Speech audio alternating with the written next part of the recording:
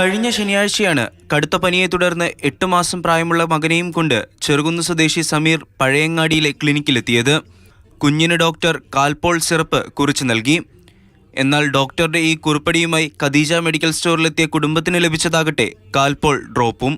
അപ്പോൾ ഡോക്ടർ പറഞ്ഞത് ഇത് ഹൈ ഡോസ് ആയിട്ടുണ്ട്, ഇത് വയറ് കഴുകിയാൽ ഇനി ക്ലിയർ ആവില്ല, ഇത് രക്തത്തിൽ അലിഞ്ഞു പോയി 2 ദിവസം കഴിഞ്ഞില്ല, അതുകൊണ്ട് ഇത് ലിവറിനെ നല്ലോണം ബാധിക്കും. 24 മണിക്കൂർ കഴിഞ്ഞതിന് ശേഷം നമുക്കൊരു ടെസ്റ്റ് എടുക്കാം, അതിൽ റിപ്പോർട്ട് എങ്ങനെ വരുന്നു നോക്കാൻ പറഞ്ഞു.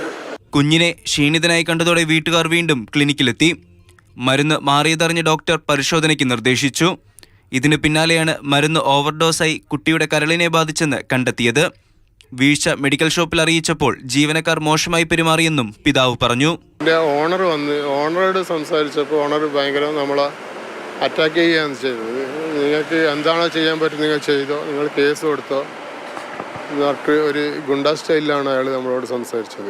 ചികിത്സയിൽ തുടരുന്ന കുട്ടിയുടെ ആരോഗ്യനില മെച്ചപ്പെട്ടു. മെഡിക്കൽ സ്റ്റോറിനെതിരെ പഴയങ്ങാടി പോലീസ് കേസെടുത്ത് അന്വേഷണം ആരംഭിച്ചിട്ടുണ്ട്.